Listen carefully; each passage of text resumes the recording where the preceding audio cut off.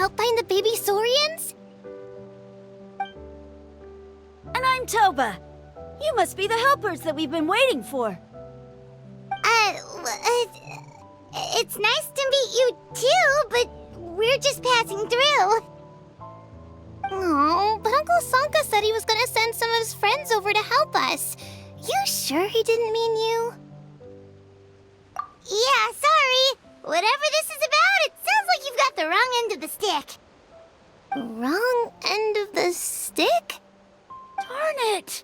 We've been tricked, Huni. I should have known that Glasses Guy was a con artist. What are we supposed to do about the baby saurians now? Time's running out. It's okay, Huni. Don't worry. Why don't you tell us what happened with these baby saurians, huh? There's been a lot of unrest in the tribe lately, and my dad's saurian got injured.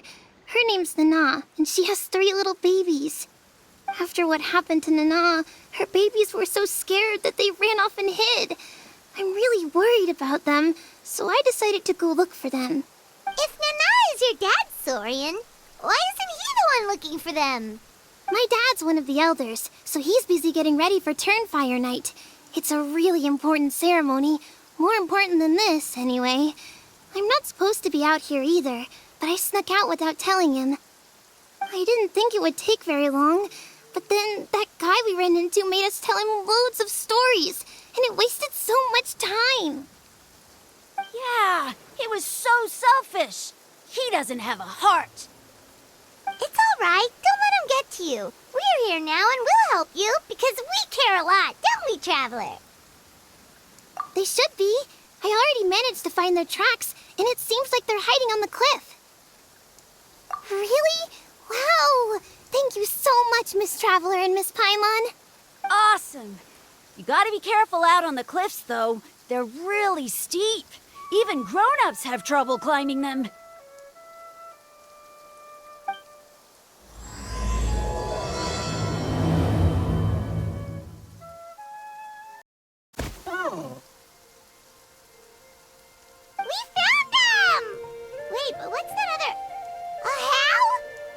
Well, if it isn't the gruesome twosome who wormed their way into our servant circle of friends. Still awestruck from the last time we met? Would that be why you hastily scrambled up here to pay your respects the moment you saw us? I suppose we can't blame you. Such is the spell that our majesty casts on our minions. Very well. You heathens leave us no choice. The almighty Dragon Lord, Kahula-How, shall grant you the audience that you seek. Come, pucker up. You may now kiss our feet. Wait, aren't you like Kinich's sidekick? What the heck are you going on about? You're somehow managing to be even more annoying than the last time we met. Silence! Who are you calling sidekick? We are the Dragon Supreme, sovereign ruler of the Nation of Flame.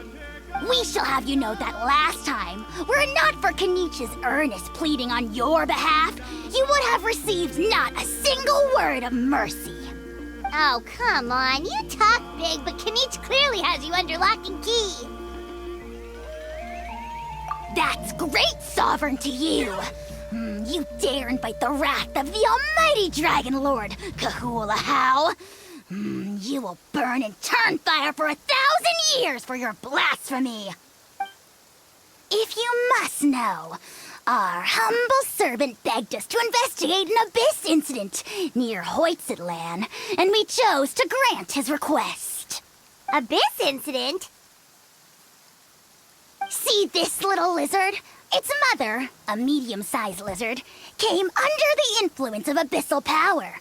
In her confusion, she attacked my servant's tribe, then assailed her own offspring. Yikes! So how is she doing now? She was but a lowly bug fighting against the power of the abyss. Naturally, she has departed for the Night Kingdom. Such a fragile creature. Apparently, she ended her struggle by leaping from a cliff. Leaping from a cliff? My dear anemic flying ant, as addled with questions as your head may be, Please keep them to yourself, and wipe that absurd expression off your face. We are the almighty Dragon Lord Kahula-How, not a wish-granting fountain. Anemic flying ant! You! Just you wait. Two can play at the ugly nickname game. We sense a faint abyssal energy. An evil sorcerer must be lurking nearby, but they are well hidden. If you encounter any suspicious outlanders, be sure to give them a robust interrogation. Suspicious outlanders? Wait, are you mocking us? Ha! How dare you cast aspersions on your ruler, heathen! You're just lucky that our servant has such vile taste in friends. Otherwise, we would beat you black and blue, and then purple, then black again! If you're not here to kiss my feet, then get out of my sight. Do not impede the work of the almighty Dragon Lord, Kahula-How!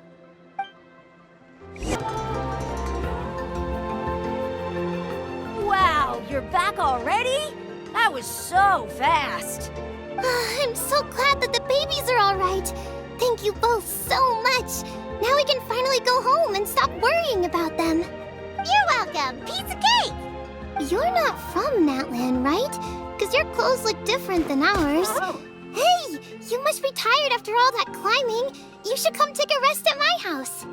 Yeah, please come. I promise you'll get a big Scions of the Canopy welcome. We love having guests, and you're really nice people. Not like Glasses Guy. By the sound of it, Glasses Guy wasn't from Natlan either, right? Uh-huh. Well, his clothes sure weren't. You know what? Now that I think about it, there was something really fishy about him. Really? Maybe he was the suspicious outlander that Ahau mentioned. Sure, if you're interested. Oh, let me think. How did the conversation go again? Oh, please, mister. I've told you so many stories already. When are you gonna help me find the baby Saurians? Just one more story. One more, I swear. Why don't you tell me more about that ball of fire? I heard that there was a huge transparent ball of fire that used to burn 500 years ago, 1,000 years ago, maybe even further back than that. Oh, you mean Turnfire. That's where the ancient name Mollypo comes from. Oh, wow. So it was the origin of an ancient name. That's impressive. Uh-huh. There's a story behind every ancient name. The legend goes that the Turnfire first appeared in the era of the Grand Alliance. It was used by the tyrant Huitzlan to rule over Natlan and oppress anyone who opposed him. Turnfire is different from normal fire. If you get set on fire with it, you'll feel horrible burning pain from behind you, but you won't die from it right away. And whatever you do, you mustn't turn back to look at it. Why? What happens if you turn back? As soon as you turn around, poof! You get burned to a crisp. Well, good golly gee. I mean, it's one thing to singe someone's clothes, but burning people alive? That is a big no-no in my book. Right? How nasty is it to burn someone from behind and not even let them turn around to look? Huitzlan really was an evil tyrant. Yes, shocking behavior. Now, let me guess.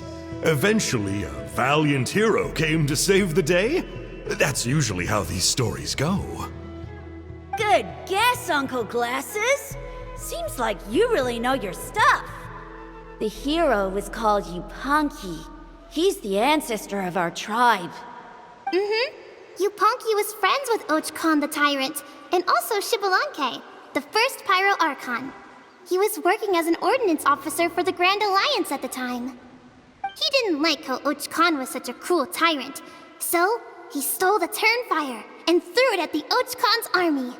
The soldiers couldn't defend against it, and they all got turned to ash. And that's how our ancestors set our people free. But just as he was about to leave the city, he thought he heard Huitzlan calling out to him from behind. It caught him off guard, and he turned around to look. But Huitzlan wasn't there. All he saw was a city burned black, an army in ruins, and giant flames reaching up into the sky. A split second later, the flames he saw burst out from inside his eyes and swallowed him up. All it took was a single glance. As soon as he looked back, he was burned to a crisp.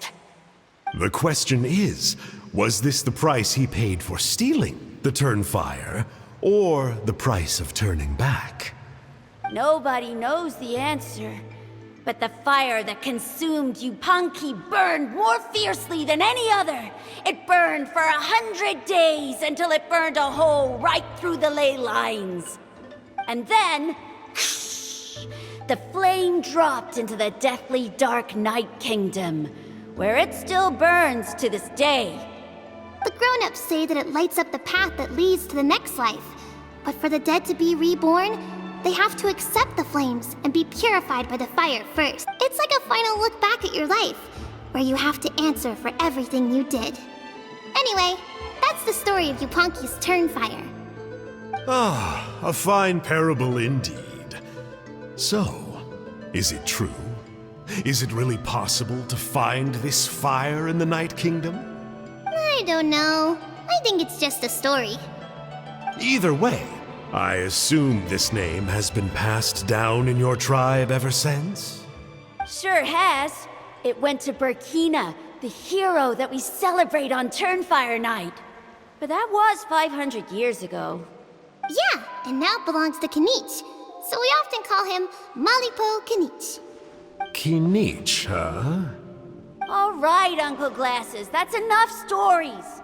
Now, can you please go find the baby Saurians for us like you promised? I would, but doesn't the legend of the Turnfire teach us not to look back? Let's not go dredging up the past. Tell me more about this Kinich guy. One more story, I swear. Starting now. No? Careful, Toba. You look dangerously close to cursing me out right now. Tut tut, we can't have that. Cursing is for grown-ups only. Uncle, you'd better not be trying to trick us, or the Turnfire will get you when you die. How would it get me if I'm outside of Natlan? Uncle Glasses isn't from here, you know. Unlike you. Huh? Wait, is that?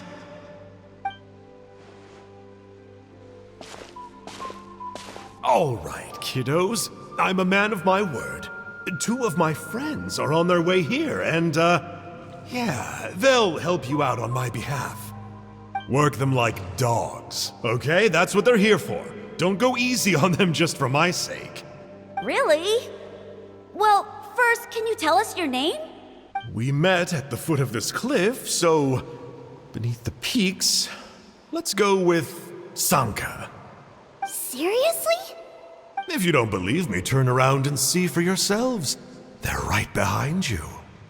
Huh? Where? Oh, wait! Uncle Sanka, where did you go? Yeah, definitely a fishy character. It sounds like he was digging for info about the ancient names. Yeah, and not only that, but he betrayed us too. He'll pay for this. All he got out of us was some stories, though. What's the worst that could happen? Traveler, maybe we should go tell Kinich about this. Ahau says he's investigating it, but he's a bit of a loose cannon. We probably shouldn't take him at his word. Huh? You know Kinich? Not very well, but we have met him before, and one time we had a meal together. Aw, man, I'm so jealous. I never even spoken to him. He's so cool.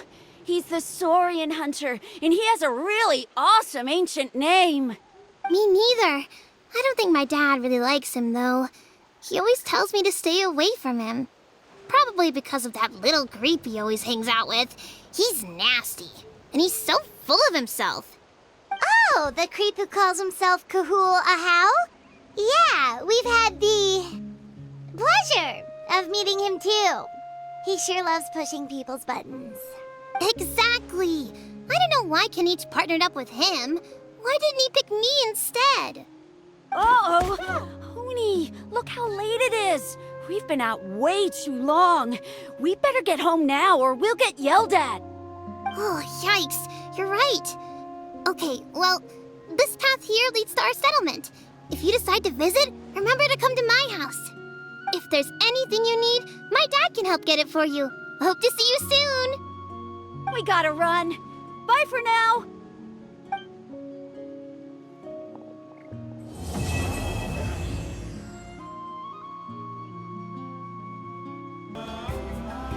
Huni, what were you thinking, going out by yourself?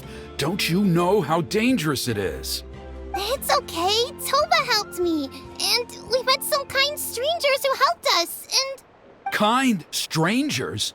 What made you so sure they were so kind, huh? Oh, I suppose they had kind stranger written on their foreheads? yeah, actually, they did.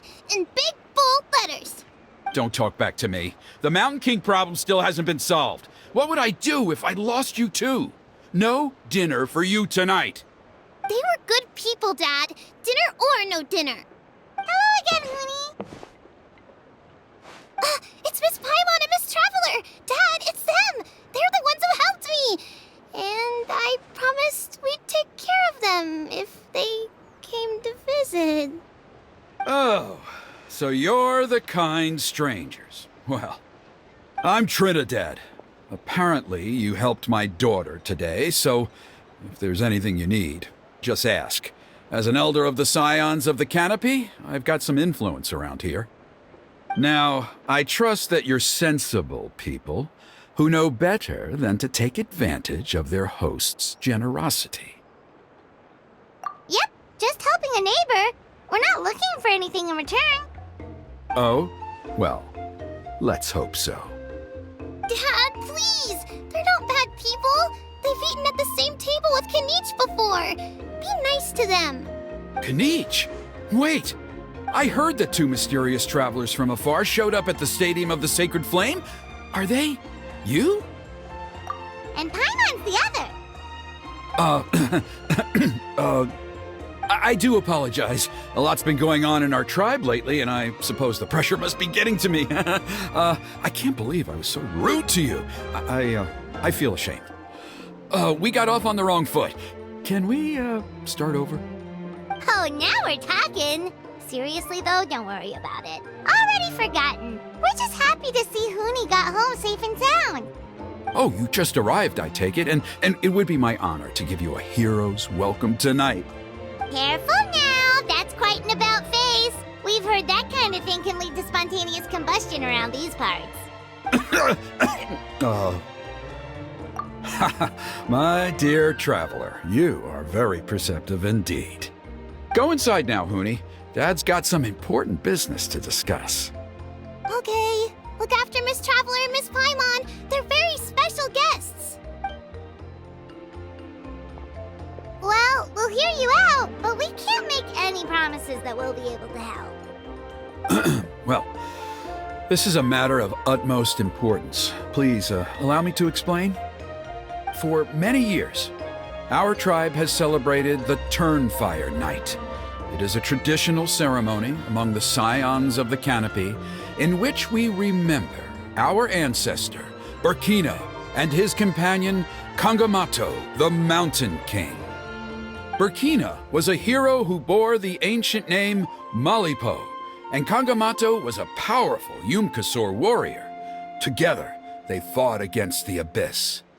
They were victorious, but it came at a great cost. Burkina paid with his life. The Mountain King survived, but was contaminated by the Abyss, and he remains in hibernation to this day. Normally, Yumkasors never live longer than a century. It is possible that the Abyssal Power is responsible for his unnaturally long lifespan. Oh, that's right. The Mountain King is a living symbol of our glory, but even this glory comes at a price. The Abyssal Power inside him is highly sensitive, and when it is disturbed, He awakens and flies into a blind rage, attacking anything that moves. So, besides the ceremony, another important part of Turnfire Night each year is cleansing the abyssal power inside the Mountain King so that he will remain sound asleep. However, Abyss-related incidents have been on the rise in Natlan lately, as I'm sure you're both aware. As a result, it has become increasingly difficult to keep the Mountain King in hibernation.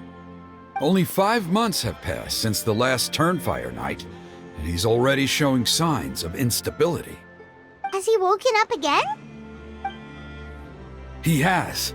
We managed to contain the situation by performing a makeshift ceremony right away, but it was a close call. He could reawaken at any moment. Also, he attacked and wounded my companion, Nana, during the ceremony. She became contaminated by the Abyss as a result, and... We heard. Such a tragedy. We're really sorry for your loss. Yes, and Nana wasn't the first. Anyway, right now we're preparing for an exceptional Turnfire Night ceremony, and we need to find a suitable flame bearer. From what I've heard about your adventures, I believe you would be perfect for the role. Of course. Plus, he's a bona fide hero who inherited the Malipo name. Oh, you mean Kinich? Yes, he's the one. A hero, worth his weight in gold. And unfortunately for us, he's all too aware of that.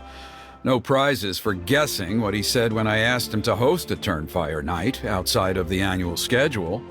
An exceptional ceremony? Oh, I'll have to charge an exceptional price. I swear, no other concept exists in that boy's brain.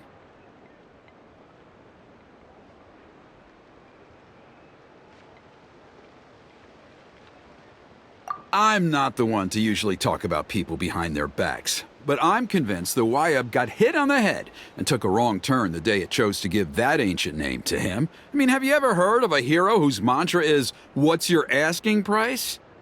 Oh, and don't get me started on that insufferable Ahau he hangs around with. Thinks he's God's gift to mankind. Pompous fool. Yeah, Paimon has to agree on that last part. Anyway, the fact is, the ceremony can just as easily be done without him as long as we can find someone else. And besides, you two seem like much better candidates. So, what do you think? Well, there's only a few days left before the ceremony. We can't afford to waste what little time we have on negotiating with him. Now, I much prefer if you would consider taking his place. Wonderful! I can't thank you enough. Huni was right about you. You have kindness in your hearts. Come with me to the other side of the mountain. I'll bring you up to speed on each step of the ceremony. As experienced warriors, I'm sure you'll pick it up in no time.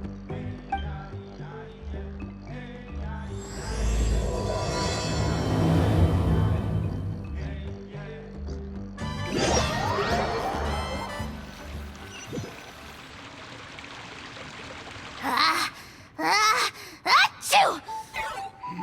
Curses! Who dares insult the great Kahul Ahau behind his back? Oh, great Kahul Ahau, bless you. Shut your filthy mouth, worm of the abyss! Your putrid words defile the air we breathe. You make the almighty Dragon Lord, Kahul Ahau, sick to the stomach! Speaking as a member of the Abyss Order, that's music to my ears. Exactly the kind of reaction we're going for. But on a personal level, I gotta say, it's pretty hurtful. Ugh, never have we heard such brazen blustering from someone who is inches from death! Up yours, Four Eyes! We spit in your face! Okay, well, that I am at a loss to explain. How do I manage to stay so chirpy and cheerful?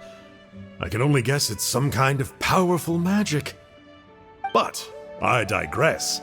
Mr. Kinich, I admit it, you, sir, are a legendary hunter. Still, the only reason you caught me is that I was reluctant to run away. You see, I'm very interested in the lore of your tribe. Kay. Is that it? Kay? Aren't you intrigued to know what it is about you guys that prompted a visit from the abyss? It's the extreme sports! The other day, I narrowly avoided getting hit by a very brave soul who just leaped off a cliff. I think you call it bungee jumping? Anyway, I was very impressed. That is what I call embracing the spirit of adventure. Look, I even did a painting inspired by the bravery and freedom of the scions of the Canopy. You scum-sucking swine! I swear, if you go bungee jumping, it'll be without a rope! Head first off the tallest cliff, with a band of hunters on your tail, and nowhere left to run, and a bottomless cesspit waiting for you on the ground. You say that, but I get the sense that Mr. Kinich isn't planning to take my life right now. On top of that, I'm tired of spying on you from afar. So why don't we just negotiate a comfortable operating distance that works for both of us? I've heard that the most important thing in human relationships is to respect each other's boundaries. What do you say, Mr. Kinich? Or you could tell me what it is you're really after. What? And then I'll name my price. The abyss contamination is back. No surprises there. No doubt that explains the Mountain King's recent activity. See those torches over there? Those are the Sacred Flame offshoots that we requested from the Stadium of the Sacred Flame. They contain the power of the Pyro Archon. Are you saying that the Sacred Flame and the Turnfire are the same thing? Well, for ceremonial purposes, at least. Sending someone to the Night Kingdom to retrieve the legendary Turnfire isn't exactly an option. More to the point, though, the Sacred Flame is able to burn away abyssal filth, so that's why we use it in the ceremony. Gotcha! So basically, we just need to clean up the filth with the Sacred Flame. Well, that's one part of it, yes, but the complete ceremony is a bit more complicated than that. First, the flame bearer must collect a kindling of the sacred flame from the starting point, then use a grappling hook to fly up into the sky and light each of the sacred flame pillars. Then, they must go down into the canyon, all the way into the cave where the Mountain King slumbers, lighting braziers and the final altar along the way. The most skilled flame bearers can accomplish all of this without touching the ground once. As much as I hate to admit it, Kinich is capable of this. Wow! He can do all that flying without ever falling to the ground? Well, of course Paimon can. It'd be much harder for you guys. Well, don't worry. It's not a requirement of the ceremony. You're allowed to touch the ground. The only thing you're not allowed to do is turn back. The flame bearer must always keep moving forward. You can't skip a pillar, then come back to it after lighting the next one. To do so would be to disrespect our ancestors. So, what actually happens if you do turn back? Surely the fires don't just go out. If you're not careful, you might get burned. What about today then? Does the same rule apply? Oh no, don't worry. Today is just a practice. The order doesn't matter. You just need to take the sacred flame, cleanse the filth, then go light all the braziers. Are you ready? I'll repeat all the key points again. Gather the kindling, cleanse the filth, and light all the braziers. I'll wait for you at the end. I knew I was right about you. You have outperformed all of the other previous candidates. If there was an ancient name for outstanding flame bearers, I'm sure the Wyab would consider you for the honor. Yeah, although it would probably take Paimon quite a bit longer. All right, now there's still a few days left until the ceremony, and I should probably get back so I can inform the chief and the other elders that I have found the flame bearer we need. Oh, you mean they've still got to sign off on it? Some of them are still hoping we can come to an agreement with Kinich, but that's only because they haven't seen you in action. Still, I'm the one responsible for securing a flame bearer, And my recommendation is you. Just for Paimon's own peace of mind, are you sure it's not going to be a problem having Outlanders take on such an important role in your ceremony? See that place over there? There was a time, long before the age of Burkina and the Mountain King, when we, Scions of the Canopy, called that our home.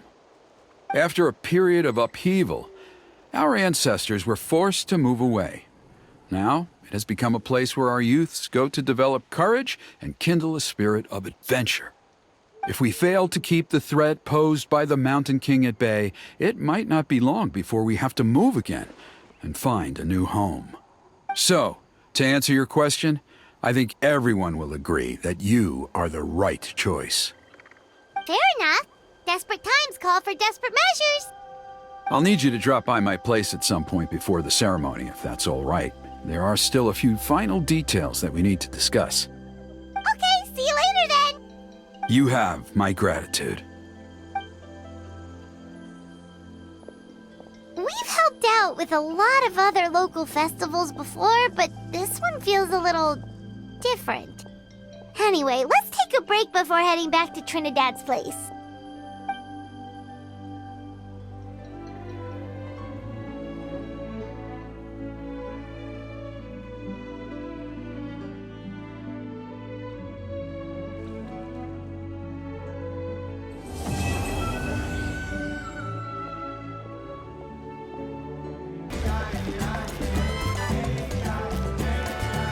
Traveler?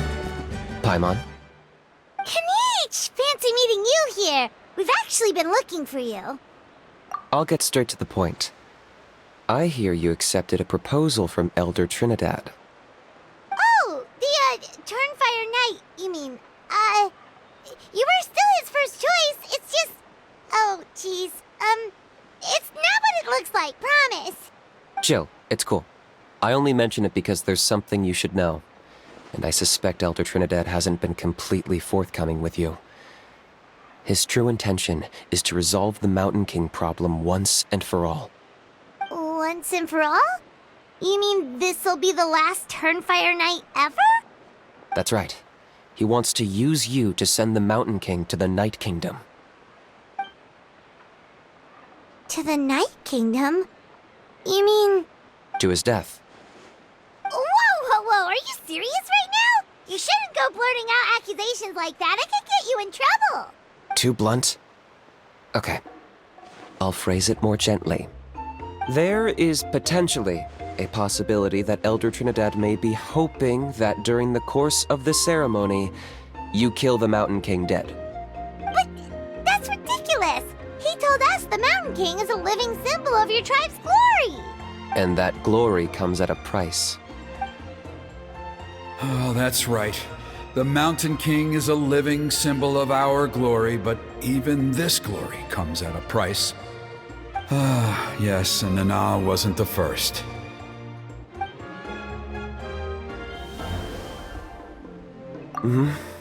She likely won't be the last to lose her life either.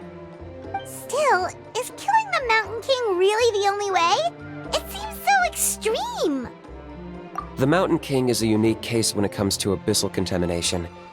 It's eaten away at him for so long that it has consumed him entirely, and the damage is irreversible.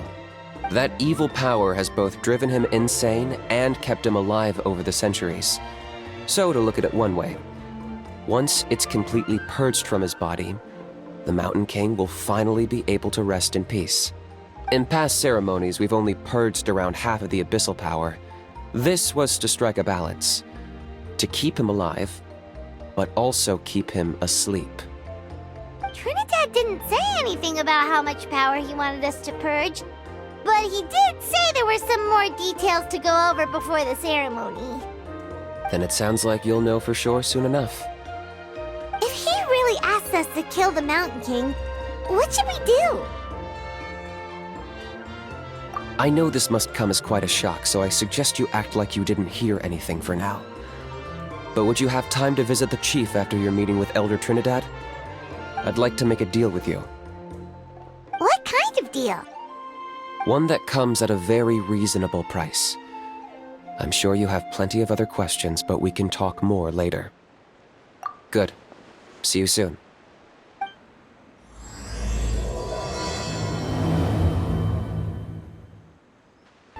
Ah, mighty Outlanders, you have returned. Did you have a good rest? It was, pretty good, yeah.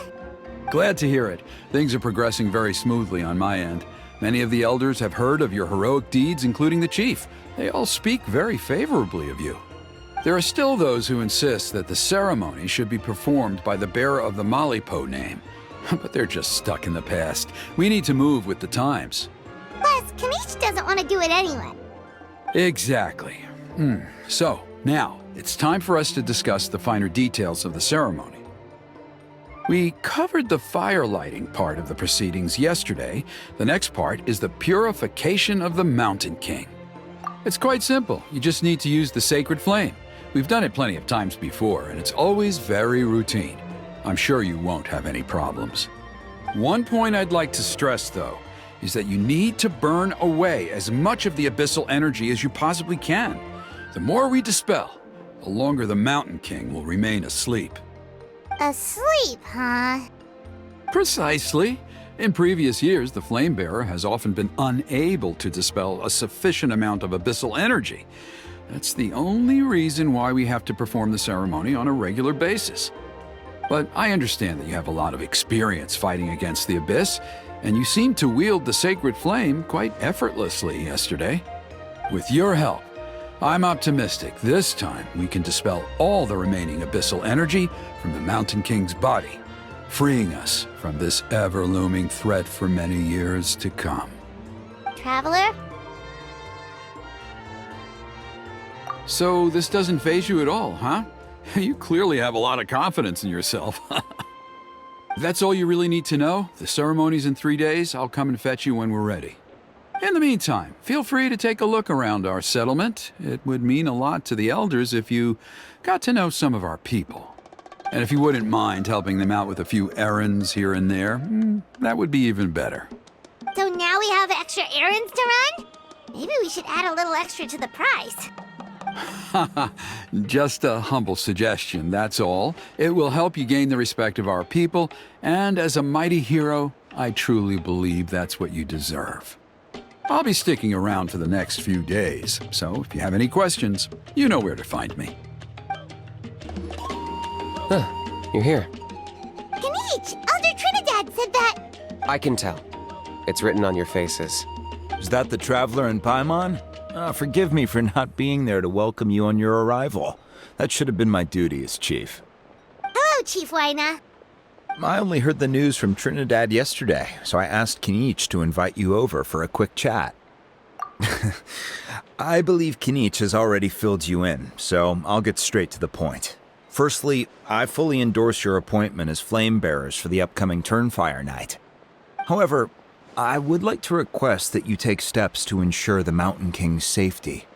Every child of our tribe grows up hearing the tales of our heroes, from Yupanqui the Firebringer to Burkina and the Mountain King who fought against the Abyss. This is our history and our heritage, the source of our pride and the center of our faith. To kill the Mountain King would be to destroy our spirit. I would never be able to face our ancestors in the Night Kingdom. Nana's death was a great tragedy, and I do not blame Trinidad for the actions he has taken. Nevertheless, I cannot allow any harm to come to the Mountain King. The very roots of our identity are at stake. My honored guests, please give this matter your serious consideration. Perhaps there is, but despite all our attempts to contain the situation over the years, we've not found it. Right now, I should like to hear where you stand on this matter.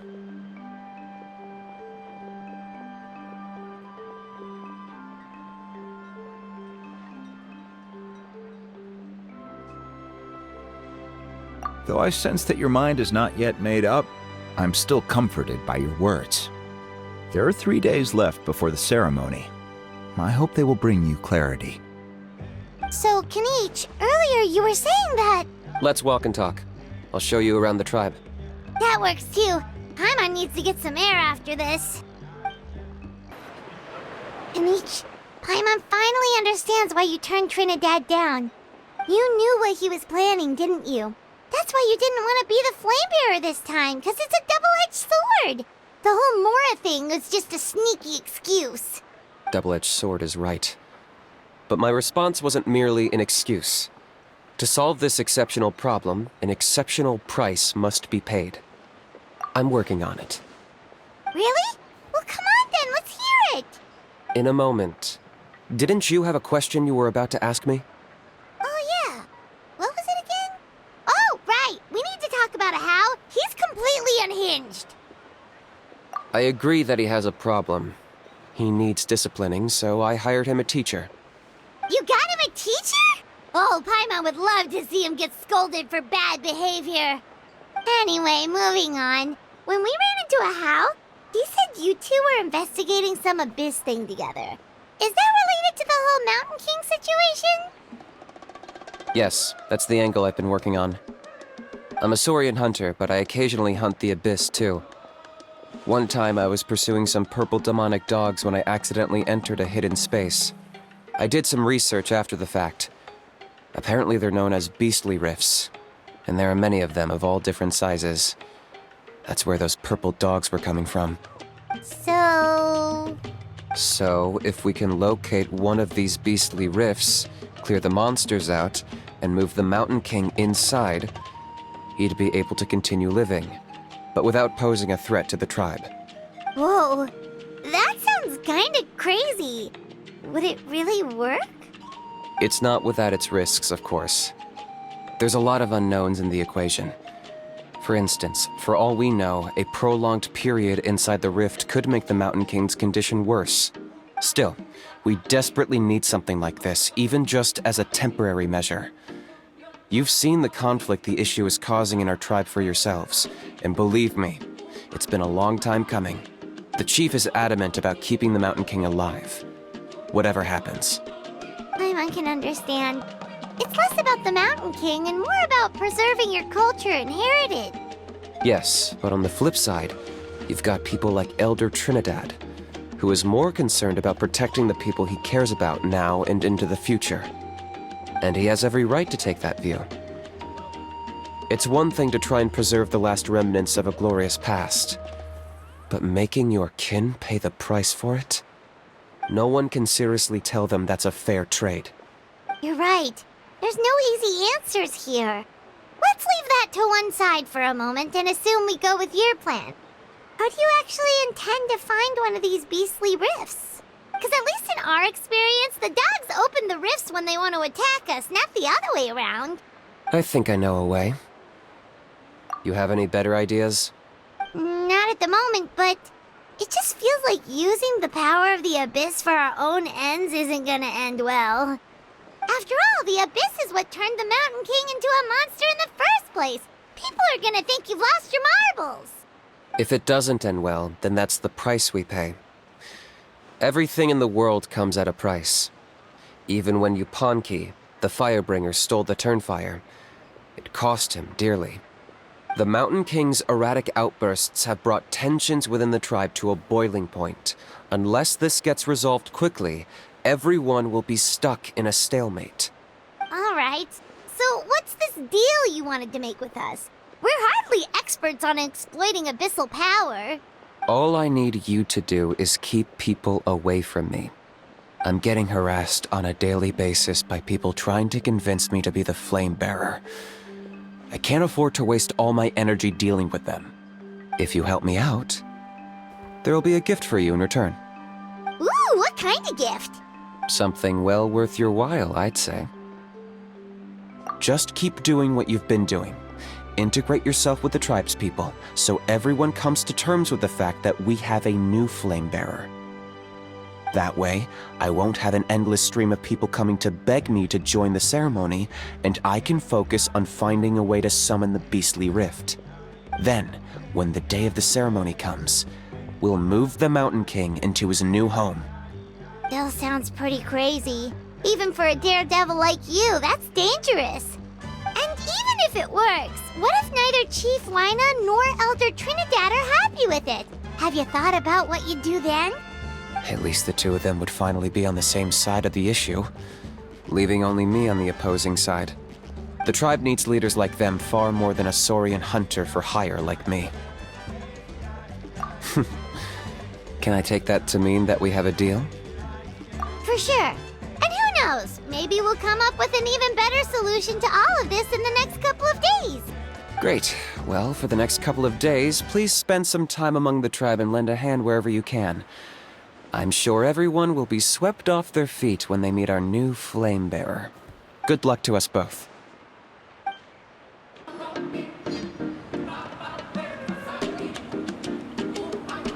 Rooney, how can you call the Mountain King a monster? Because he hurt a lot of people. And look what happened to Nana. But it wasn't on purpose. The Mountain King is sick, that's all. He's been hurt by the Abyss. That's true. But the fact remains that he's now a threat to all of us. How can you be so harsh to someone who's sick? If you don't take back what you just said, I don't know if we can carry on being friends. Toba, Huni, what's wrong? Hooney's saying nasty things about the Mountain King. It's not right. He's our hero. Once upon a time, maybe. But not anymore. Yesterday, maybe, but not anymore. Toba? Fine. I guess my dad is right. Things change, and you just have to accept it and move forward. As of today, our friendship is over. There's no going back. Oh, come on, cut it out, you two. We have some great news to tell you. The Traveler is gonna be the flame bearer for the next Turnfire night. She's gonna do a beautiful ceremony and cure the Mountain King's illness for good. What? Really? So that's what my dad wanted to talk to you about? To be fair, from what we saw the other day, you are pretty good at climbing cliffs. Probably just as good as Kinich. Wait, speaking of Kinich, where even is that guy? Oh yeah, good question. Is he not coming to the ceremony anymore? We can get him to come, but if he catches you two fighting again, he won't be happy. He'll be sure to give you both a piece of his mind. No, we can't let that happen. I've never even spoken to him before. I can't afford to make such a bad first impression. I didn't mean to argue with Toba. All I said was that the Mountain King has done some pretty bad things. He was the one who turned it into a fight. Yeah, if you weren't friends, there's no way Toba would have come to look for the baby Saurians with you. All right. Well, because it's the Traveler and Paimon and Kinich, I'm sorry, Toba. I'm sorry for all the mean things I said about the Mountain King. Dad just really misses Nana, and I was really upset that she's gone, too. Huh? Oh. I shouldn't have spoken to you the way I did either. It wasn't very nice of me. For the Traveler and Paimon, Kinich, and for Nana. I'm sorry too, Huni. That's more like it. Now you're best friends again! Guess so. Toba, if I ever say something mean about the Mountain King in the future, I'll make sure I say it to someone else, and not you. I'd better go buy some colored cloth for my dad now. He needs it for Turnfire night. Let's play again some other time. See you, Toba. See you, Traveler and Paimon. Okay. I'll head home as well then. See you next time. Okay, take care, you two. Even though they said they're sorry, it looks like their friendship isn't as strong as it was before. Let's just hope we can solve this once and for all.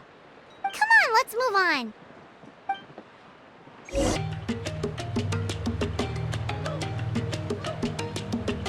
Hey there, what's happening here? A rehearsal for the Turnfire Night dance. Ooh, there's a dance involved? Paimon wants to learn too. You don't know it? Ah, I guess you're not from these parts, huh? It's rare to see a new face around the tribe these days. I thought everyone would be keeping away. Why do you say that? Because of the Turnfire Night, of course. The Mountain King could wake up at any time. That's why we're holding an emergency ceremony. This isn't one of those fun and games festivals. For outsiders, it might even be a little dangerous. Well, did you know that the Flame Bearer this time is actually gonna be an outsider? Oh, I did hear about that. It's a first for sure. I would have loved to meet them in person. What? Oh, it's you? Man, oh man. Well, this is a nice surprise. It's funny, I was just thinking that I'll probably miss out on meeting the new Flame Bearer since I'm not taking part this time around. Then suddenly, there you are. Must be my lucky day. You're not taking part in the Turnfire night? How come? You're not an outsider too, are you? You must be joking. Watch this.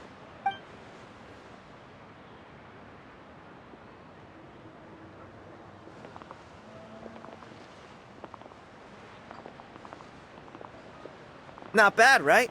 Yeah, I'm considered one of the better looking guys who dances beneath the pillars of the sacred flame. Been doing it a few years. Always gets the ladies out to watch. Oh, very impressive. So why'd you quit? Well, I feel like the whole Mountain King situation is getting more and more precarious. It's just not safe here anymore. One of our elders' Saurian companions even lost her life not long ago. The question is, what are we going to do about this in the long term? But our leaders don't have any answers for us. They're probably too busy fighting about it amongst themselves. The way things are going, it's only a matter of time before it gets violent. So I figured, you know what? Now's as good a time as any to get away for a little while. Go do some exploring. You look a little disappointed. Disappointed? Nah, it's a great opportunity to go see the world. As every male scion of the Canopy knows, wherever you are and wherever you go, the only way is forwards. We take pride in that. I won't forget my roots. I managed to get in touch with the Saurian Relics Association. They gave me a simple test. Find a decent quality relic, and they'll make me a member. What's the Saurian Relics Association? You've never heard of it? It's a group of amateur history enthusiasts who do research on the ancient Saurian era. They're all about collecting relics and remnants from that age. Speaking of which, the guy who was Flamebearer before you, I've heard that his Saurian buddy comes from that time. A how? A how's a relic from an ancient Saurian civilization? Oh, yeah, him. So you know those two already, huh? Then do you know how they met? It was deep inside some mysterious ruin, and they signed a contract there. The association folks say that the kind of contract usually comes with a huge hidden cost. Really? That sounds ominous. Who knows? But if it's true, Kinich can probably handle it. He knows what he's doing with weighing up contracts and costs and stuff. I doubt he'd make a contract that doesn't benefit him. Strangely enough, I actually happened upon a strange mural a while back, and it looked to me like it was depicting a Saurian and a human involved in some kind of Saurian-era contract ritual. Oh, does that count as a relic then? You bet it does. I was all ready to go take a picture of it and use that as my entry ticket to the association. But after all the abyssal activity recently, I heard that area's been overrun by monsters. The best laid plans, huh? I'll just have to wait and see if things improve. Or... you look like you know your way around a fight. I don't suppose there's any chance you'd be able to help? If all you need to get is a picture, that should be pretty achievable, right? The Traveler deals with monsters all the time. It's a piece of cake. Wait, you're seriously gonna help me out? Come on, it's no big deal. Compared to some of the things we've been roped into before, this is nothing. Pyro Archon above, you two have hearts of gold, you know that? You're the kind of people who could dive into the Turnfire deep in the bowels of the Night Kingdom, and it wouldn't burn a single hair off your head. Of course it is. All right, come with me. I'll show you the way.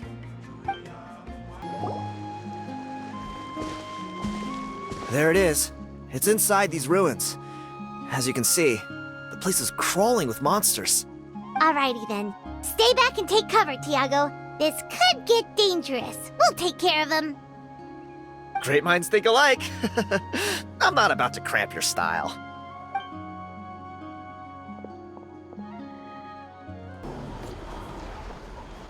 Whew.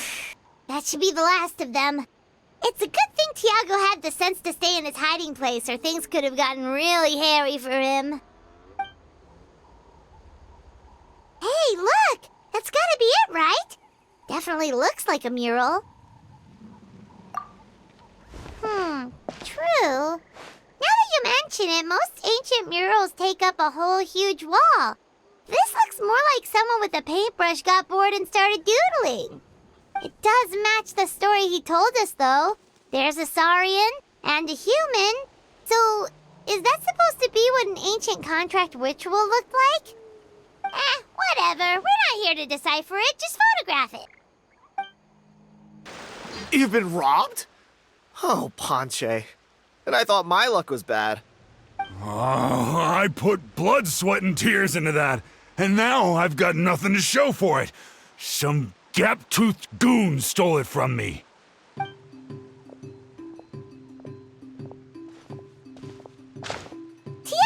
is this the picture you were looking for? Let me take a look. Yep, that's the one. Pyro Archon above, you two are superhumans. Hey, Ponche, come and say hi to these guys. They're gonna be the new flame bearers, and they're tough as nails. Wait, are you the Traveler and Paimon? Huh? You already know each other? I don't think so. My nephew Toba's been telling everyone about you. He says you're crazy strong, super friendly, that you helped him out, and that you're gonna be our flame bearers this Turnfire night. Oh, so you're Toba's uncle. Great to meet you, sir. Sounds like we managed to make a bit of a name for ourselves. Toba's not wrong, my friend. These two are honestly some of the nicest, most genuine people I've ever met. Everyone speaks incredibly highly of them. Seriously, if you're comfortable telling them about what happened, I guarantee you they'll sort it out in no time. Really? All I want is to get the fruits of my labor back. Allow me to explain. Ponche is a well-known scholar within our tribe, author of the widely acclaimed book, Yupanqui's Turnfire. Unfortunately, the book was stolen by a treasure hoarder a few hours ago. I spent years of my life researching that book. I visited every last ruin, interviewed every descendant of every hero in our history. On the word Malipo alone, I covered at least 5 different interpretations of the meaning based on accounts from different villages. It was an unparalleled masterpiece. And now it's all gone. That little goon ambushed me during my morning walk. He snatched all of my belongings, including my entire manuscript. That book was everything to him. It's like they robbed him of his soul when they took it. Look at him. Lost and listless. He's a shell of the man he was. Dear honored guests of our clan, I am but a helpless old student. If only for Toba and Tiago's sake, please help me, I beg of you. See what I mean, Ponche? Now you've run into these two, your luck's about to change, big time. I don't know if he's still there, but come on, I'll take you. Hey, you thieving rat! Give me my things back! What do you want now, you old bum? God, you're a waste of space. Prepare to get shoved butt first into a tree hollow. Oh, what's this? Brought a little bodyguard with you, huh? All right, let's see what you've got. What's this? Eat dirt, suckers!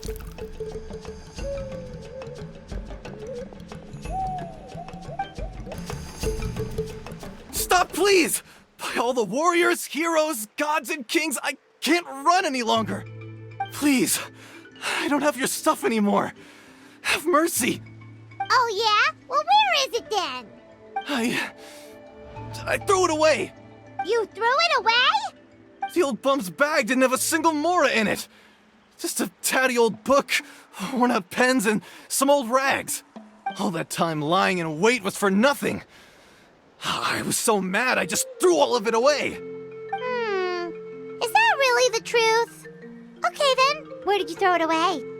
The same place you found me. Look, I swear on the Pyro Archon it's the truth. May all my worldly possessions be turned to ash by Turnfire if I'm lying. Okay, that's a pretty strong oath. What do we do now? It sounds like he's telling the truth. Right. Let's hope nobody gets to the book before we do. We'll never get it back then.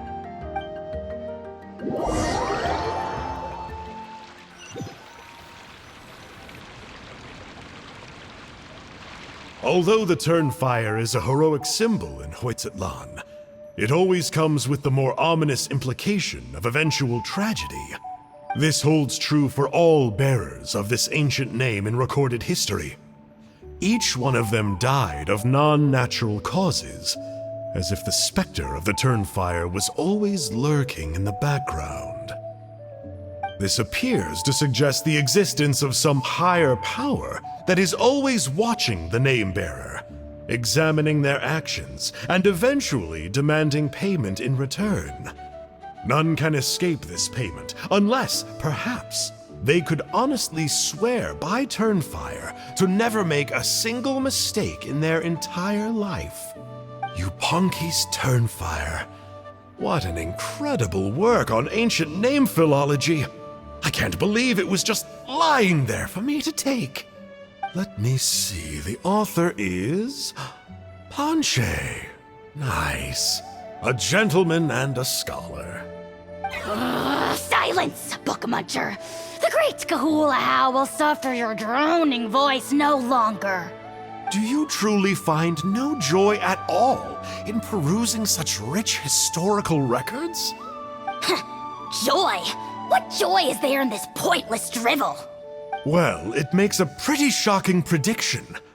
Every bearer of the ancient name Malipo eventually meets a grisly end. Maybe that's the price you pay for the name that means price? What? You're saying Kinich will die a violent death? So I'll finally get to take over his body? When will that glorious day arrive? The great Kahulahow demands to know! Wow, you are just irredeemable, aren't you? An agent of chaos down to the core. You make us Abyss Order folks look like saints in comparison. Silence, maggot! To presume that anyone compares your kind with the great Kahulahow is sheer vanity. And if that day ever comes, oh, your doom will soon follow. You don't need to lecture me about Doomsday. Here's what I know, based on countless historical texts. All civilizations will be reduced to rubble by the passage of time. From ancient kingdoms, to heavenly thrones, to worlds beyond, there are no exceptions. But from the ruins of every civilization, the dust will rise and never settle, thus transcending the confines of time. That dust is what we call a civilization's spirit. And you, great Kahulahow, are one such speck of dust from a bygone age. I've paid dearly for the chance to observe you up close. Now, let me take a good look at you. We'll see whether any memories of that age still remain inside you.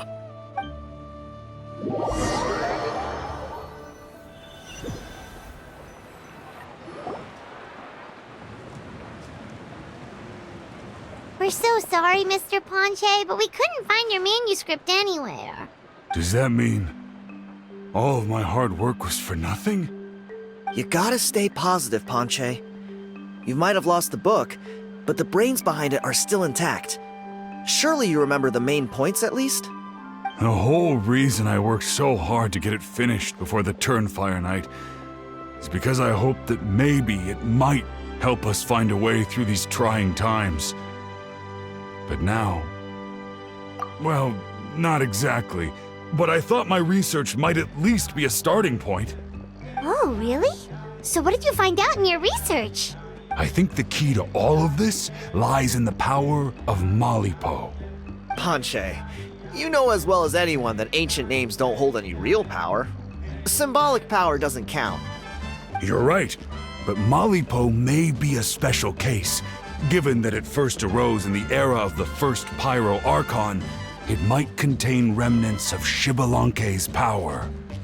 Yeah, I remember that story. My grandpa told it to me when I was a little kid. Maybe you're the special case. Most kids stop believing in that stuff by your age. I'm not talking about childhood superstitions here. There is evidence. Like what? Like the fact that the Mountain King is still alive. Everyone attributes that to the power of the Abyss. But there's more to it than that. The key factor is that Burkina summoned the power of Malipo at the cost of his own life.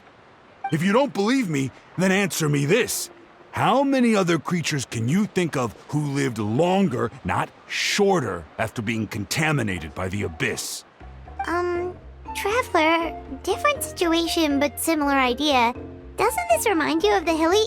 So, I came to the conclusion that Malipo must refer to some mysterious ritual involving a tit-for-tat exchange. It began with the first Pyro Archon, fell with the Grand Alliance, then was buried in the Night Kingdom. And now, it awaits the call of its new bearer. Hey. Sorry to interrupt, Ponche, but you seem to be getting a little overexcited. I'm sorry. I was originally planning on presenting my findings to Kinich. I'd hoped he would be attending the upcoming ceremony. Sounds to me like you dreamed up one fanciful theory to support another. Kinich, what are you doing here? I more or less finished what I was doing, so I came to have a quick catch-up. Now a good time? Kinich! I'm onto something. I haven't worked out all the details, but you have to attend the Turnfire night.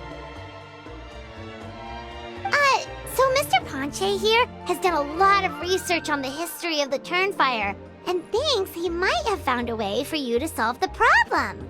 I'll be there, Ponche. Let's go.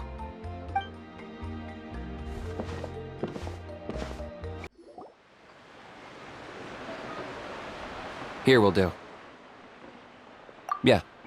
I'd like your help giving it a trial run tomorrow. If that works, we have our plan come Turnfire night. Sounds like you're not considering Ponche's idea. You heard him. He hasn't worked out the details yet. We need a more practical solution with concrete steps to follow. Yet? Are you saying you think he might actually be onto something? I think it's possible, based on something I know about the war 500 years ago. Burkina didn't fall to the Abyss. He was killed by the Mountain King in an episode of madness. In his final moments, Burkina made the fateful decision to not fight back, and instead pass his blood and power on to the Mountain King. Maybe he thought the Mountain King was stronger than him, and more valuable to the tribe. Or maybe it was just out of loyalty to his friend. Either way, I can believe the Turnfire was involved. Whether you think his sacrifice triggered it, or his fate was sealed from the moment he took the Malipo name, it makes sense to me. How can you drop these truth bombs with such a straight face? This is what I've gleaned from my many interactions with the Mountain King. His mind is so disordered. It took some time to piece it all together. The story Elder Trinidad told you was the more palatable version of events. The truth is even darker. The Mountain King's mind isn't just disordered. He is suffering and feels great shame. I believe he wants to be put out of his misery. What? Then what should we do? Should we grant him his wish? Of course not. We should help him move to a new home. It's the only practical solution. The Mountain King is a hero to my tribe. An object of worship, even. Ending his life would be like desecrating a statue. Still, he's been the cause of multiple disasters, and we can't afford to have any more. Ugh.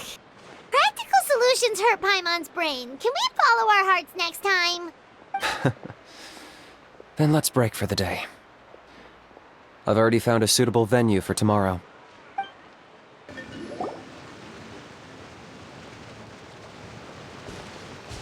You're here. Very punctual. Oh, so the gruesome twosome come crawling back. Here to make amends after the gross irreverence you displayed last time? Very well. The almighty Dragon Lord Kahula How shall grant you the audience that you seek. Now pucker up and kiss our feet. Kinich, didn't you say you found him a teacher? He's just as out of control as ever! Hey! No one gets to discipline the almighty Dragon Lord Kahula-How! No one! Maybe because I've never had a gentle-natured companion like Paimon to compare against. Is that a compliment? Yeah, I see what I'm missing out on now. And it's a lot. Kinich! Ugh! We could drown this measly flying ant in one droplet of spit! How dare you compare her to the almighty Dragon Lord Kahula-How! Oh, just wait till I possess your dead body! I will commit heinous atrocities! Tear down your legacy! Destroy your reputation! Wreak havoc on your...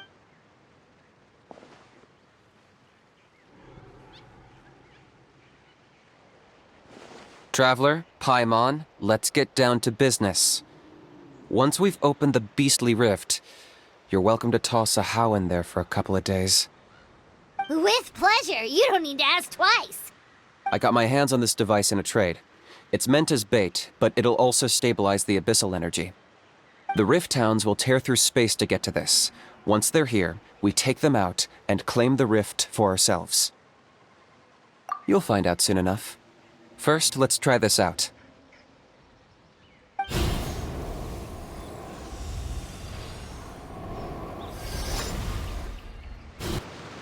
Uh-oh. Are there even bigger ones on the way? You see, Kinich? I'm a man of my word. In fact, I'd say I under-promised and over-delivered. Nifty little gizmo, isn't it? I take it this is your true form? Now that our deal is complete, it's time to start the next phase of our relationship. I made a promise to the great Kahula-How, and now I'm here to seize your body for his use. Cliché, I know. The hero's trusted partner sells him out to the abyss in a shocking act of betrayal. Cue bad guy speech and drawn-out death sequence. Huh? Angel? Huh? Huh? What are you two doing here? Oh, Mr. Kinich, this is not what we agreed on. Traveler, this is the gift I got you. I know you're looking for intel on the Abyss Order, so I thought he might be of use to you. But it looks like you've already met. Yikes. Frosty reception. Gotta say, I kinda pictured this moment going a little differently. Tears of joy welling up in your eyes as you say the words, "It's good to see you again, old friend." Don't be ridiculous.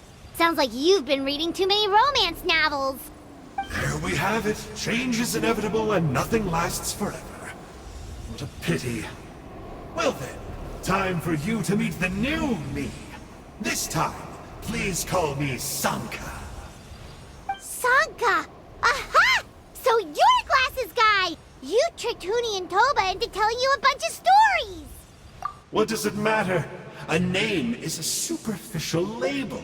It's what's deep down inside that counts. And I've shown you the deepest parts of me.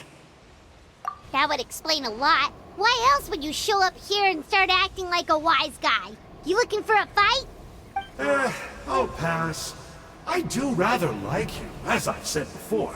But my one quibble is that you really don't know your own strength. Wait, of course! You're the one behind all the recent Abyss activity! Let Paimon guess, you've been provoking the Mountain King too! Haven't I told you before? I'm not part of the inner circle who do our Highness's bidding. My interests are far more low stakes. I spend my time digging for truth in ancient doodads and books. You really think a benchwarmer like me is capable of more than that? I investigated him. He's not connected to the recent events. Just happens to be in the area. So, I struck a deal with him.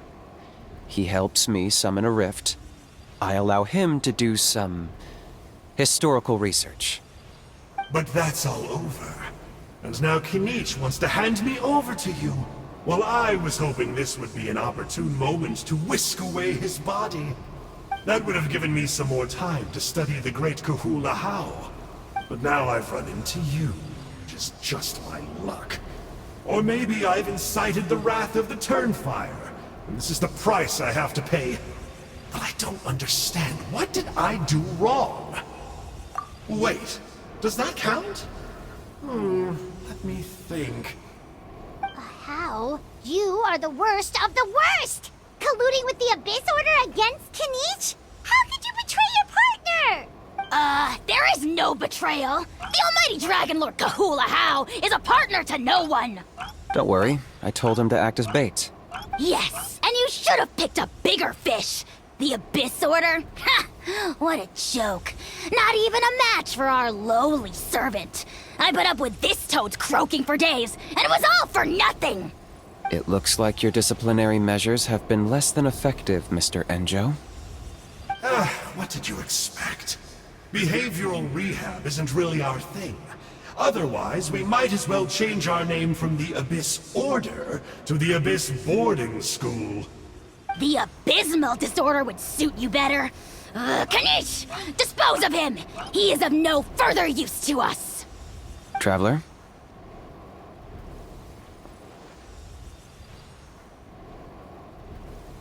Hey now, I may be a lowly clerk, but don't underestimate me. I could never beat you in a straight-up fight, but when it comes to running away, I won't lose to anyone. Do me a favor and remember how fast I disappear. Maybe then you'll show me a little respect next time. Darn! He got away again! Couldn't you have stopped him? It's alright. He's not worth our time and energy. Besides, it seems like he's in debt to a lot of people. I'm sure they'll keep him busy. If you say so. Still, Paimon's kinda surprised that you actually struck a deal with someone from the Abyss Order. To borrow that guy's words, names are superficial labels. Whether you call it the Abyss Order or anything else, it's a broad generalization at best. Think of it like apples that have fallen from a tree. If you tasted each one, you'd find that they're all at different stages of ripening. Even the unripe fruit blown off its branch before it's fully grown can still be brewed into a fine wine. Everything has its use. Huh. Well, in that specific sense, maybe Enjo's not such a bad apple. Not rotten to the core, at least. Of course! Only the almighty Dragon Lord, Kahula How, is rotten to the core and evil beyond redemption. Ugh. So what exactly are you anyway? You're definitely the evilest little thing Paimon's ever met. Don't worry, he can't hurt a fly. You could say that. Paimon heard that those kinds of contracts might come with a terrible cost attached. Is that true? Such as a How watching me like a ravenous vulture? Vulture? Vulture! We are the Dragon Supreme, sovereign ruler of the Nation of Flame. Let's pick this up another time. It's getting kinda late. You should go back and get some rest. Big day ahead. Tomorrow's Turnfire night. Time to light the sacred flame and burn away the filth for a legendary 500-year-old warrior. Oh yeah. Hearing you lay it out like that is making Paimon a little nervous. For all the work we've put in, it all comes down to tomorrow night. We have to make sure we solve this problem once and for all. Then it can't hurt to say this one more time. Good luck to us both. See you tomorrow.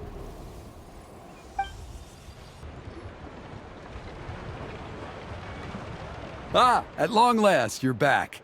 I hear you've done much for our people these last few days. Everyone has nothing but praise for you. Many young people have heard the rumors too. They're all eager to meet our new flame bearer. Well, they won't have to wait for long. It's almost time for the ceremony. We really hope we can resolve the Mountain King situation quickly and smoothly. Seems like a lot of people have been worrying about it, huh? Well, it's nearly time. So, if you're ready, then follow me to the ceremony site. Are you ready? Off we go! Here we are. Our honored guests have arrived. I have heard much about your fine work over the past few days. I hope you'll allow us to thank you properly after tonight's ceremony. Don't worry about it. Getting this huge venue ready must have been a huge task. No need to make extra work for yourselves on our account. Oh, if it means getting the Mountain King issue resolved, no cost is too great to bear. A resolution will come in due course, but every great fire starts as a tiny spark. We must take it one step at a time. No one would disagree with you if that were possible, Chief, but it's been far too long since we've seen a real step forward. Look around you. Can't you see how our numbers have dwindled since the last Turnfire night? The ceremony was arranged on short notice. Many are away from home and could not make it back in time. That may be so, but still. Good evening, Traveler in Paimon. Kinich! Not a moment too soon. Chief Wayna, Elder Trinidad, could you give us a minute? I'd like to give the Traveler a few pointers as the previous Flamebearer. Very well, but make it quick. Let me know when you're done and we will begin the ceremony. Let's step to the side. Has anyone gone over the key steps of the ceremony with you yet? Yeah, Elder Trinidad did, but, Paimon seems to have forgotten them? What a surprise! The flying ant has an ant-sized brain. If you don't want your tongue to be burned off by the sacred flame tonight, I suggest you stay quiet. See those sacred flame pillars? Once you've lit the fire, go light each one up in turn. Once that's done, head down into the cave where the Mountain King slumbers, light the braziers along the way, then bring the flame to the final altar. Then the ceremony is complete. That sounds simple enough. The process isn't complicated, but remember, you mustn't turn back at any point. If you miss a pillar, you can't light the next one, then come back to it. You have to keep moving forward, or it's seen as disrespecting our ancestors. If that happens, you won't receive the blessing of the Turnfire, and you'll have to start over. I made you a diagram that summarizes the steps. Take a look.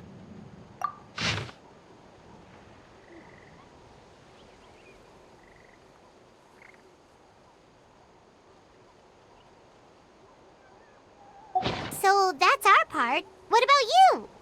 I'll be with you the whole way, and once you've lit the altar, I'll start summoning the rift. You can leave that side of things to me. Just focus on your part. Okay. We'll try to remember all that and get it right the first time. Ready when you are. But I think I saw Huni and the others just now. Maybe you should say hi before you start. Might make you less nervous. Just tell the chief when you're ready. How are you doing? Is all in order? I'm counting on you. Don't forget what we talked about. By past fuel and present flame, life marches ever on. My brothers and sisters, the time has come to light the fire once again, and let the Turnfire night shine bright in Huitzlan.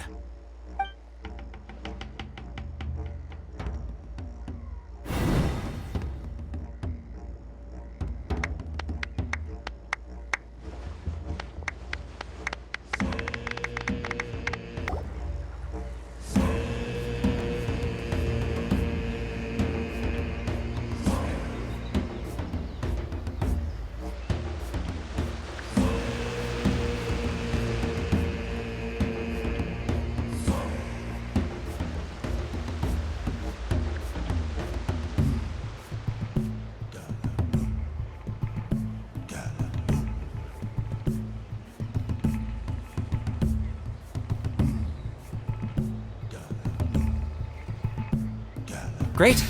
All the pillars are alight. Next, it's down into the canyon and head for the Mountain King's cave.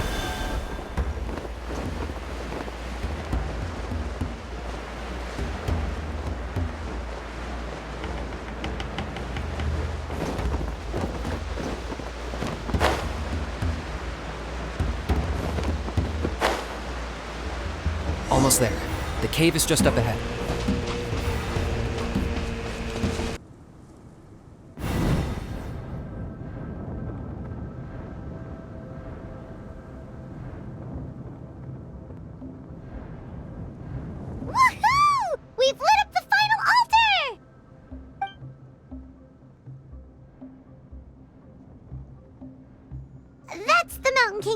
right? That's him. Kangamato, king of the Yumkasaurs from 500 years ago. He's very powerful. Paimon can tell.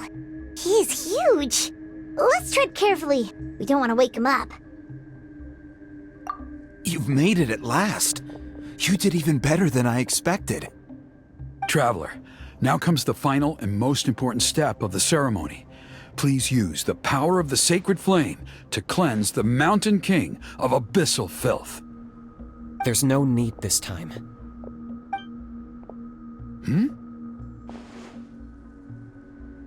Such strong abyssal power.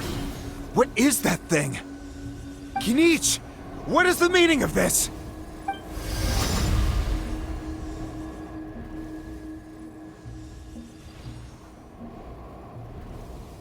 Is that a beastly rift? Chief Huayna, Elder Trinidad, this is about to get a little dangerous. You should step back. What do you think you're doing? Solving the Mountain King issue. You mean by having him torn to pieces by rift hounds? No, stop! We can't let that happen! Foolish Locust! Can't you see? We're trying to shove your Locust King into the beastly rift! But... I'm sorry, Chief Huayna and Elder Trinidad. This is the only way. Can you promise me that no harm will come to the Mountain King? I can't guarantee it, but I'm fairly confident. Traveler, this is not what we agreed on. You must cleanse the Mountain King of every last trace of abyssal contamination. Okay, I see what this is. You've been in cahoots this whole time!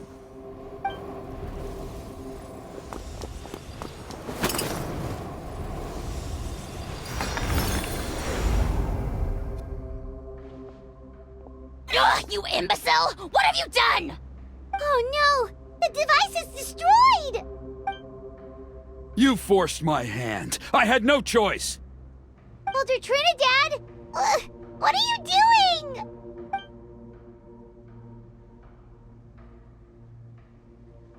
No! The Mountain King is waking up! He will cause even more casualties! Everyone, out! Now!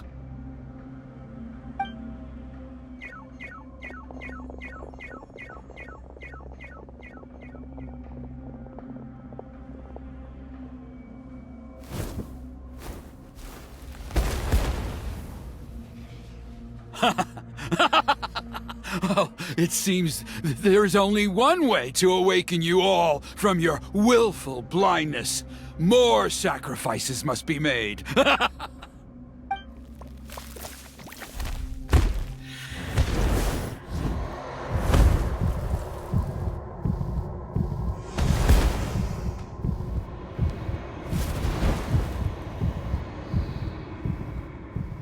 Take me, O Mountain King! Take me as your next sacrifice!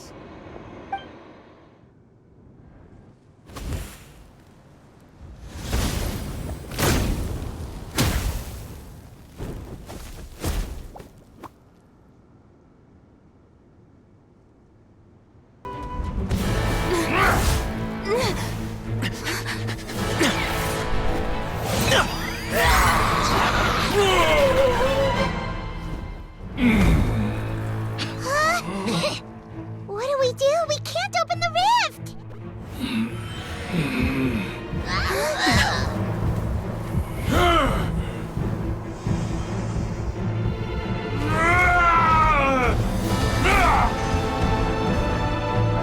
Kill me! Put an end to Huitzlan's shame!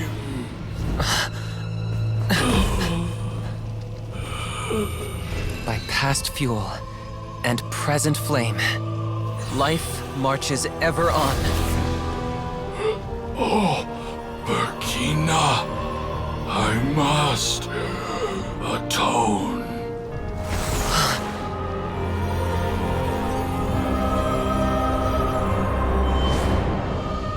Patience.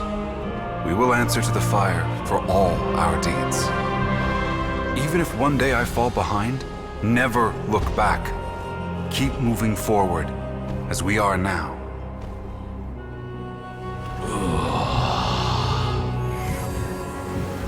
Live with your guilt and shame. This is the price to pay.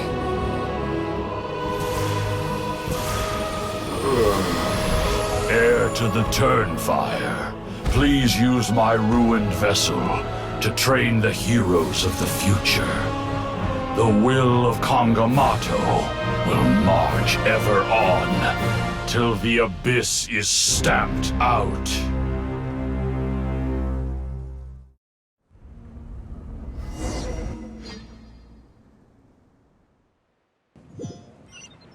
Traveler, you've come at just the right time. I have some good news for you. Trinidad's condition is stabilized. He suffered burns on much of his body, but we believe he'll survive. Guess that's the best news we could hope for.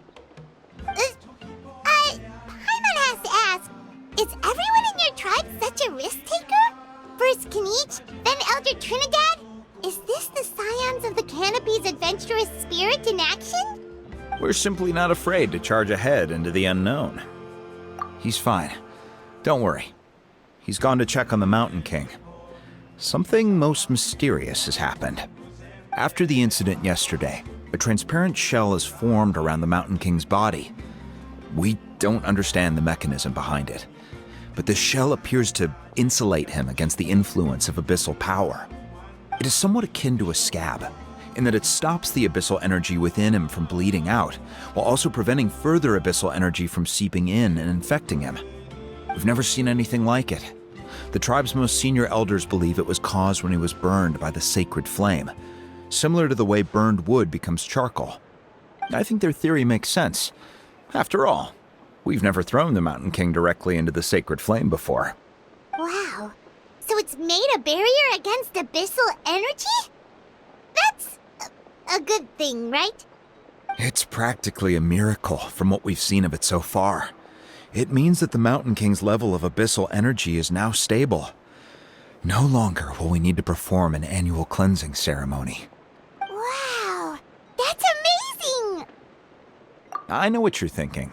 The young people in the tribe are already speculating that yesterday's ceremony was a Turnfire night like none other in our history. Because you and Kinich, you summoned the very flame that appears in our ancient legends. A great transparent ball of fire. And that fire is what saved the Mountain King. Whoa! So that was the real Turnfire? I may be the chief of this tribe, but I've only ever known the Turnfire as a concept in our legends. I cannot answer that question. If anyone can answer it, I suspect it would be the bearer of the Malipo name. He is in the Mountain King's cave as we speak. Ah, so Kinich then. Why don't we go see how he's doing? Hey, Kinich! Hey yourselves. You two doing okay after yesterday?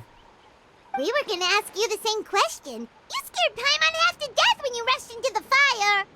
Sorry, I couldn't just stand and watch the Mountain King get burned alive. So you thought you'd try and extinguish the sacred flame with Dendro? Or is that an attempt to make the almighty Dragon Lord Kahulahow die of laughter? The sacred flame only possesses a fraction of the Pyro Archon's power. It's not as if I was fighting the Pyro Archon herself. Kinich, when you went into the flames, were you intending to, Intending to what? to, do the same thing as Burkina? Sacrifice myself? Of course not. My focus was on keeping the Mountain King alive, not on what it would cost. But now I'm curious. What made you think I was going to sacrifice myself? Well, because everyone's saying the Turnfire is what saved the king last night. And Ponche's theory was that summoning the Turnfire is a tit-for-tat exchange, right? So, Paimon thought you decided to pay for it with your life.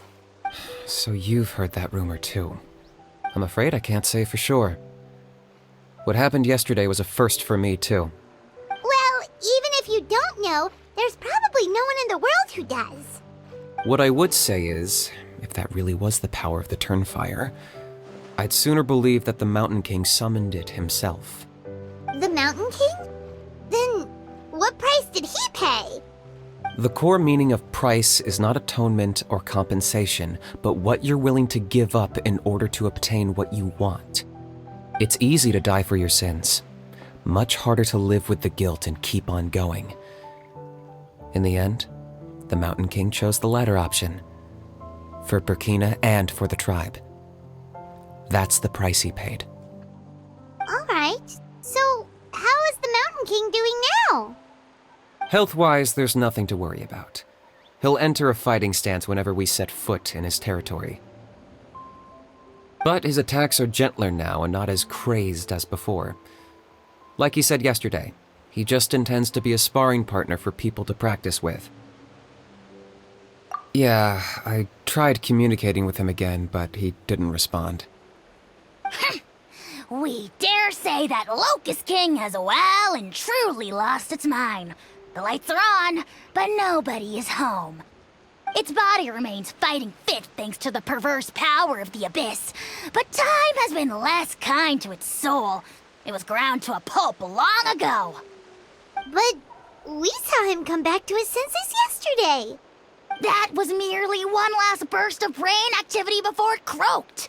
As you humans would say, it went out with a bang. Oh, come on! Stop being such a doomer. Paimon bets the Mountain King has finally let go of the tragedies of the past now, and is focusing on moving forward. That's why he doesn't have time to chat with us. He's too busy thinking about the future. Well, at least it means my fellow tribespeople can move forward now, too. Thank you for your help, Traveler. I owe you one. Yeah, that's right. You caught Enjo for us, remember? But he ended up being completely useless. It's not a fair trade if you lost out. That's on him. It's not your fault he's useless. Besides, we're friends now. You don't owe us anything. Friends? But your friendship is an even more valuable gift. I can't in good conscience accept it for free. So promise me, if you need anything in the future, you'll come to me. For you, I'll do anything.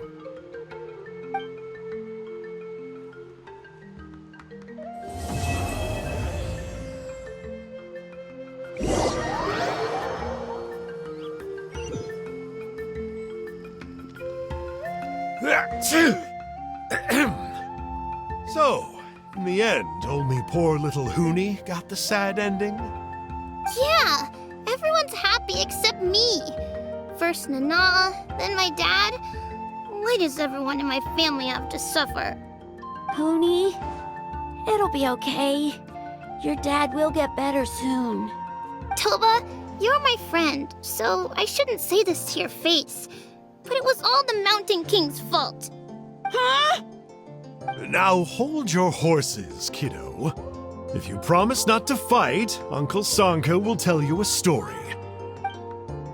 Okay, before you roll your eyes out of your skull, I promise you can trust me. I almost got my eyebrows burned off by the Turnfire after last time. That's why I came back, to make it up to you. All right, I'll just get to the point. Do you know what Uncle Sanka loves the most about your people?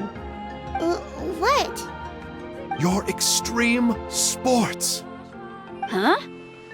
On my first day here, I got hit by someone falling out of the sky. I believe you call it bungee jumping? It's a dangerous sport, to be sure, but the courage it took to make the jump impressed the heck out of me.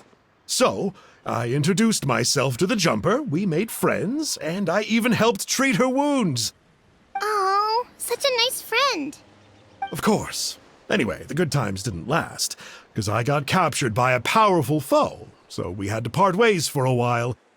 In the hands of the enemy, I was scorned, scolded, and nearly given away as a gift. Oh, it was so humiliating. A horrible experience to look back on. Why does Uncle Sanka always have to suffer, I thought. So I feel your pain, Huni. I was in the same position. But in the end, I made it through, and I left all of those painful memories in the past. I even managed to reunite with my friend. Is that it? The moral of the story is to look forward in life, right? Yeah, we've heard that one millions of times. Sorry, Uncle Sanka, but you're not cut out to be a teacher. Very smart, Huni, but not quite smart enough. What I'm trying to tell you is that after I reunited with my friend, I found her injuries were all healed, but she really missed her family. So, I thought you might like to see her too. She's right behind you. Turn around and see. Another trick about not turning back? I'm not falling for that one again.